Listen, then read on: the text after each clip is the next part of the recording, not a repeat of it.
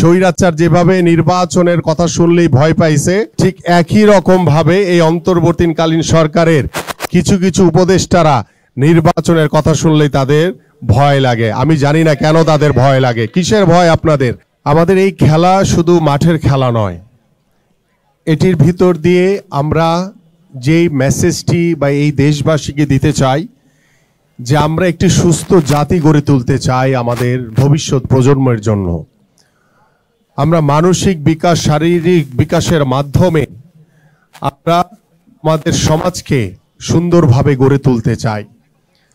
আমরা আমাদের এই স্বপ্নের বাংলাদেশ গড়ার লক্ষ্য নিয়ে আমাদের মাননীয় ভারপ্রাপ্ত চেয়ারম্যান জনাব তারেক রহমান ইতিমধ্যে বাংলাদেশে ক্রীড়াঙ্গনকে নতুনভাবে ঢেলে সাজানোর বিষয় কিছু পরিকল্পনা আপনাদের সামনে উপস্থাপন করেছে এবং আমাদের মাননীয় ভারপ্রাপ্ত চেয়ারম্যান আমাদের প্রত্যেকটি স্কুল পর্যায়ে খেলাধুলাকে বাধ্যতামূলক করা হবে বলে তিনি আশা ব্যক্ত করেছেন।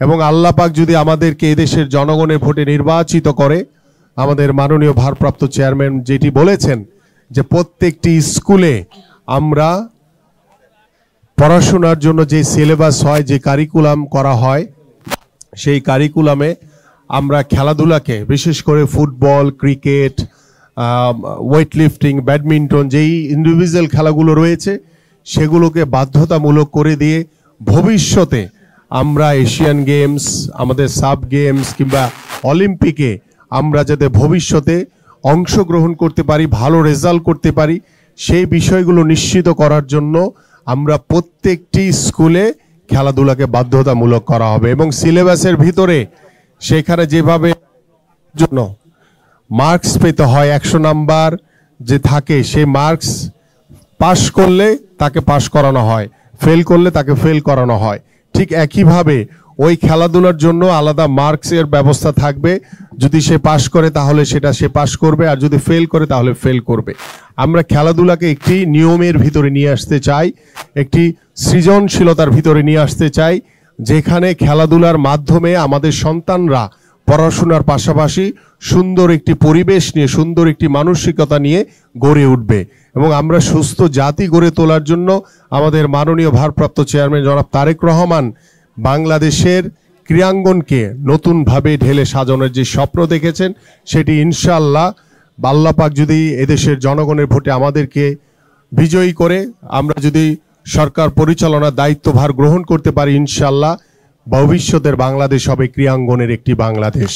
এবং সেই ক্রীড়াঙ্গনের বাংলাদেশে আমরা প্রত্যেকটি থানা, ওয়ার্ড, ইউনিয়ন এবং উপজেলা পর্যায়ে এবং মহানগরীর যে ওয়ার্ড পর্যায়ে রয়েছে প্রত্যেকটি জায়গাতে আমরা সরকারিভাবে মাঠগুলো সংরক্ষণ করার চেষ্টা করব। সেই মাঠের সংরক্ষণের মাধ্যমে আমাদের সন্তানরা, আমাদের তরুণ প্রজন্ম, আমাদের ভবিষ্যৎ প্রজন্ম এবং আমাদের যারা বয়োজ্যেষ্ঠ রয়েছেন তাদের চারিপাশে মাঠের হাঁটার ওয়াকওয়ে ব্যবস্থা করা হবে।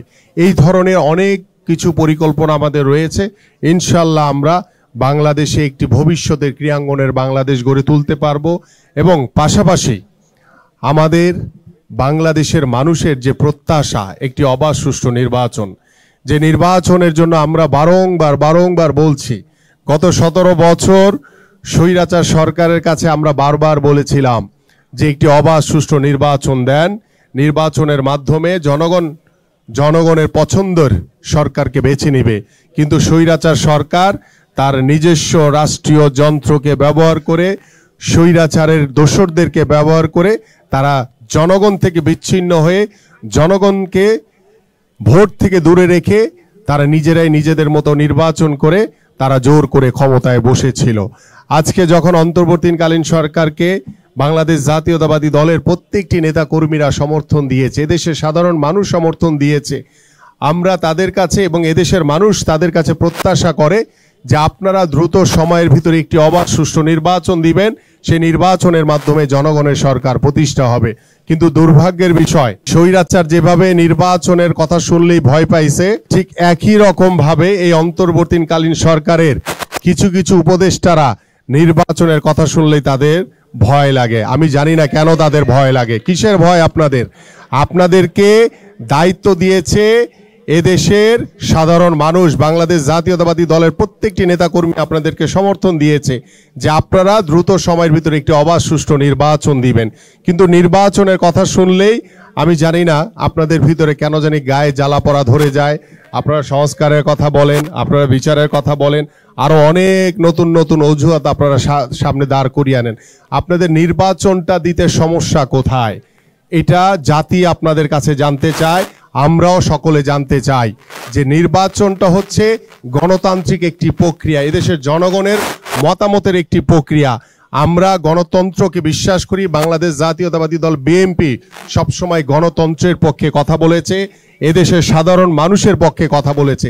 সেই সাধারণ মানুষের যে প্রত্যাশা, গত 15 বছর আমাদের তরুণ প্রজন্ম, গত 15 বছর যারা ভোটার হয়েছে তারা এখন পর্যন্ত ভোট দিতে পারে নাই। কিভাবে ভোট দিতে হয় তারা সেটা জানে না, কিন্তু এখন ভোট দিতে চায় তারা। কিন্তু আমাদের কিছু উপদেষ্টা রয়েছেন এবং কিছু ষড়যন্ত্রকারী রয়েছেন, কিছু গণমাধ্যমে ষড়যন্ত্রকারী রয়েছেন, তারা সকলে একটি ষড়যন্ত্রের একটি বীজ বুনছে তারা, যে কিভাবে নির্বাচনকে পিছিয়ে দেওয়া যায়। আর কিছু হইলেই, ভালো হোক মন্দ কিছু হইলেই বিএনপির দোষ। বিএনপি অত্যন্ত আন্তরিকভাবে এদেশের মানুষের কল্যাণের জন্য কাজ করে, এদেশের জনগণের যে প্রত্যাশা সেই প্রত্যাশা পূরণের জন্য কাজ করে। আমাদের মাননীয় ভারপ্রাপ্ত চেয়ারম্যান মহোদয় বলেছেন যে 2 মেয়াদের বেশি কেউ প্রধানমন্ত্রী হতে পারবেন না। তিনি বলেছেন বাংলাদেশের শিক্ষা ব্যবস্থাকে নতুনভাবে ঢেলে সাজাবেন। তিনি বলেছেন বাংলাদেশের স্বাস্থ্য সেবাকে নতুনভাবে ঢেলে সাজাবেন। বাংলাদেশের বিচার বিভাগকে স্বাধীনভাবে কাজ করার মতো করে তিনি নতুনভাবে ঢেলে সাজাবেন। বাংলাদেশের আইনের শাসন প্রতিষ্ঠার জন্য, নতুনভাবে আইন প্রতিষ্ঠার জন্য তিনি নতুন পরিকল্পনা নিয়ে এই আইনের বিভাগকে নতুনভাবে ঢেলে সাজাবেন। বাংলাদেশের মানুষের যে বহুল প্রচলিত যে প্রত্যাশা, যে চাওয়া, সাধারণ মানুষের যে মৌলিক চাহিদাগুলো রয়েছে সেগুলো পূরণ করার জন্য আমরা সাধ্য মতো করে এদেশের সাধারণ মানুষকে সাথে নিয়ে সেই পূরণের লক্ষ্য নিয়ে কিন্তু আমরা কথা বলছি।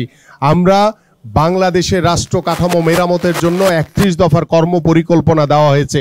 সেই কর্ম পরিকল্পনা যদি সঠিকভাবে আমরা বাস্তবায়ন করতে পারি, বাংলাদেশের রাষ্ট্রীয় সকল প্রতিষ্ঠান পরিপূর্ণভাবে সংস্কার করা সম্ভব হবে। কিন্তু ওই রাষ্ট্রীয় প্রতিষ্ঠানে আপনারা যদি ওই স্বৈরাচার দোসরদেরকে রেখে সংস্কারের কথা বলেন, এটা কখনোই সম্ভব না। আমরা চাই বাংলাদেশে 31 দফার যে কর্ম পরিকল্পনা দেওয়া হয়েছে সেটা সঠিক বাস্তবায়নের মাধ্যমে বাংলাদেশে পরিপূর্ণভাবে সংস্কার করা সম্ভব হবে। আপনারা সেই পথে হাঁটেন, কারণ বাংলাদেশের মানুষ একটি অবাধ সুষ্ঠু নির্বাচন দেখতে চায়। বাংলাদেশের মানুষ আর কোনো বিশৃঙ্খলা, কোনো রাজনৈতিক প্রতিহিংসা দেখতে চায় না। আমাদের মাননীয় ভারপ্রাপ্ত চেয়ারম্যান মহোদয় বলেছেন যে ভবিষ্যতে আমরা একটি সুষ্ঠু, স্বচ্ছ, নিরপেক্ষ রাজনৈতিক পরিবেশ তৈরি করতে চাই, যেখানে কোনো হানাহানি থাকবে না, কোনো বিশৃঙ্খলা থাকবে না, কোনো রাজনৈতিক প্রতিহিংসা থাকবে না। আমরা সকলকে মিলে জাতীয় সরকার গঠন করতে চাই এবং আমাদের যেটি প্রত্যাশা, এদেশের সাধারণ মানুষের যে প্রত্যাশা, যে আমরা গত স্বাধীনতার 53 বছর আমরা প্রায় পার করে ফেলেছি। এখন পর্যন্ত আমাদের দেশের গণতন্ত্রের জন্য, এদেশের মানুষের অধিকারের জন্য আমাদেরকে জীবন দিতে হচ্ছে। আমরা এই বাংলাদেশ আর দেখতে চাই না। আমরা একটি সুস্থ ধারার পরিবেশের মাধ্যমে আমরা একটি সুন্দর সমাজ গড়তে চাই, একটি মানবিক বাংলাদেশ গড়তে চাই, একটি শান্তিপূর্ণ বাংলাদেশ গড়তে চাই। এই প্রত্যাশা ব্যক্ত রেখে আমি আমার বক্তব্য শেষ করছি। সবাইকে ধন্যবাদ। বাংলাদেশ জিন্দাবাদ, বাংলাদেশ জাতীয়তাবাদী দল বিএনপি জিন্দাবাদ, দেশনেত্রী বেগম খালেদা জিয়া জিন্দাবাদ, বিএনপির ভারপ্রাপ্ত চেয়ারম্যান জনাব তারেক রহমান জিন্দাবাদ।